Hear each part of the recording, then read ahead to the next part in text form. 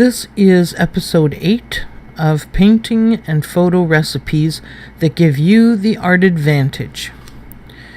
I'm the author of The Art Advantage, Roslynn Eve, and we're going to be looking at some of my paintings images today and seeing why grayscale is so important to you.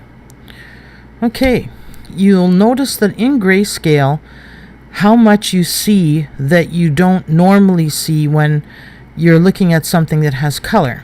The left one is the original oil painting I did years ago, and we'll be next looking at the digitally upgraded version, but for the moment this is the one we're looking at. You'll notice that I'm expecting you guys to be familiar now with all of those categories.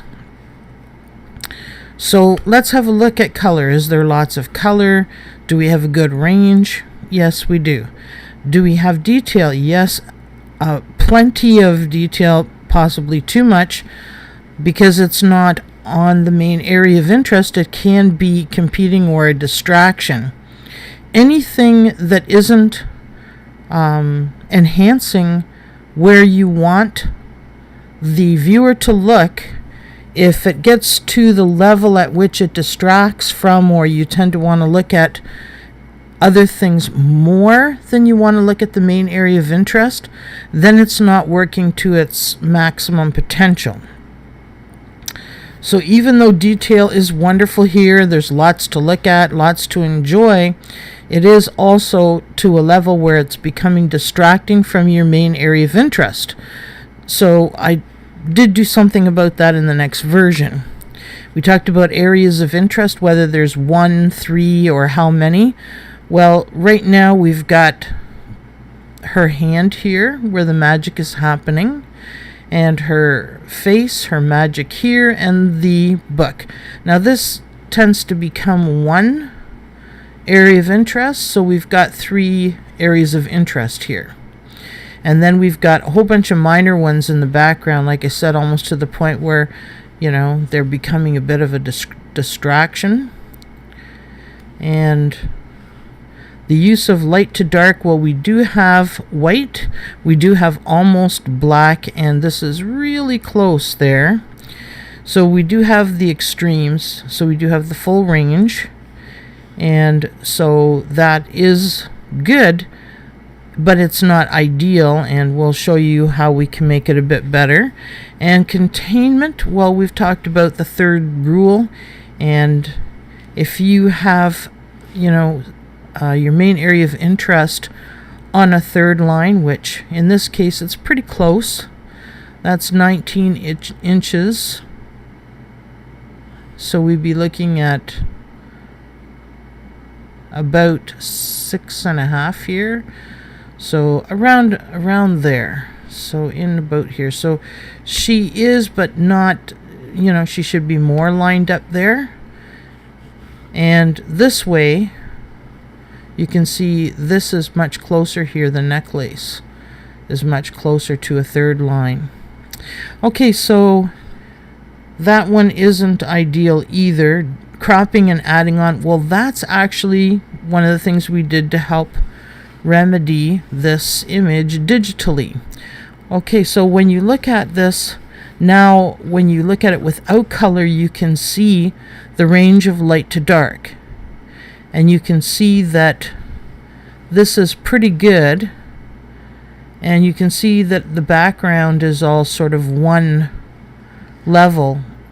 Oh, another thing I wanted to mention is the most intense or wonderful color is not on her, it's in the background, so color is not utilized to its best, ultimate best in this one either, but light to dark is pretty good because you've got a lot of, you know, dark, and you've got a lot of, you know, medium and only a little bit of light, so that makes light your main area of interest. Okay, so let's look at the digitally enhanced version here. And this is much newer, but it's still not, you know, certainly not recent. But you can see that I'm starting to learn a little bit how to use digital stuff. I'm still not a pro. But anyways, what we're looking at here is that there was a lot of distraction and things going on. So, and putting her on the third line meant cropping off. So we did that. We cropped off the sides, as you can see, a little bit, of the top as well, and maybe just a touch off the bottom there. But you can see there's quite a bit that we cropped off here. We're looking at it about there, so that's where we've cropped everything off. All right. And you can see that that's made a big difference to the image when you look at this one to the other black and white. And you can see why. And because we darkened down everything else even more, and we lightened her face. You see how the skin there is a lot whiter. Let me just get that little hand there. There, you can probably see that a bit better. Okay, so you can see that her skin has been lightened. You can see all of this light here now because we've added some more light to it and created this to be the main area of interest, because this is closest to the cross point, and she is close to and partly on the third line this way, and so is this close to or on the third line. But we've got this one right on the cross point, and also strengthened as a main area of interest because of color and the quantity of light, and it almost gives it a texture there, doesn't it? Okay, so you can see when you look at the grayscale how you're noticing more the light to dark areas.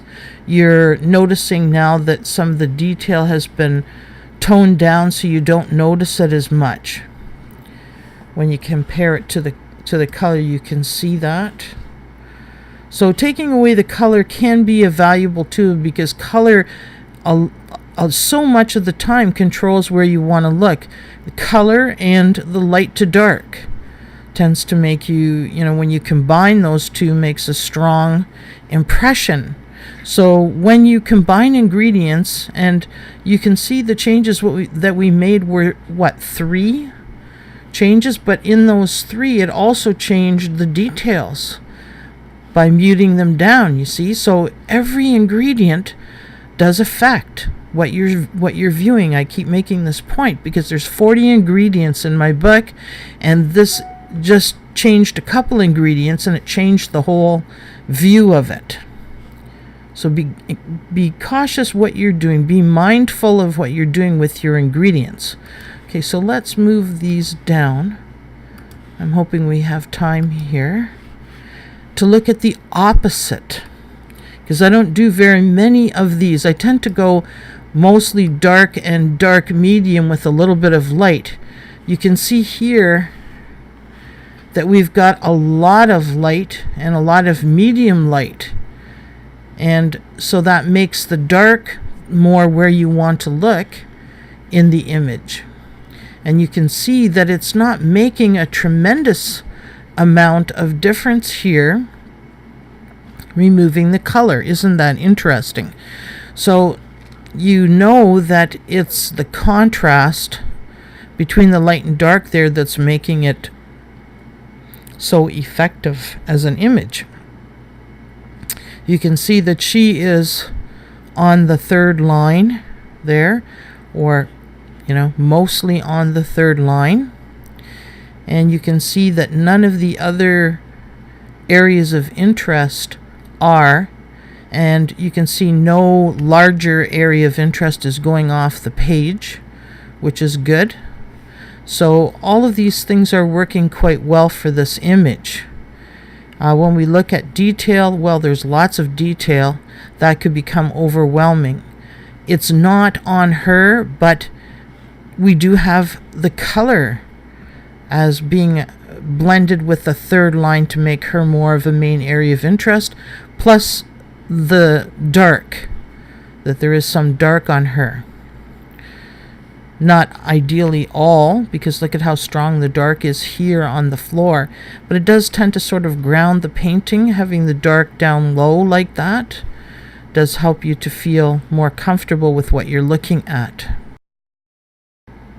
This painting no longer exists because it was water damaged.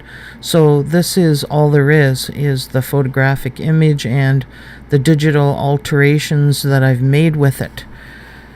You can see how unusual it is compared to a lot of my other work if you're familiar with my work at all. And you're going to, if you look at this from the aspect of if you added all the total dark here, how much space would it take up within the image if you took all the little bits and made it all solid, let's say into a square? It wouldn't take up very much space. So the dark becomes the main area of interest because the light and the light medium shades are so dominant in the image, so you'll tend to want to look at the dark areas. So I hope you enjoyed this tutorial. Just as a reminder, this is my book, The Art Advantage. I'm Roslynn Eve. You can get it on Amazon.com or Amazon.ca, and there is a link in the description under my video there, where people describe it for your convenience. And I hope you enjoyed, and I hope to see you again soon. If you would like to subscribe, of course, you're welcome to do that. Thank you. Bye for now.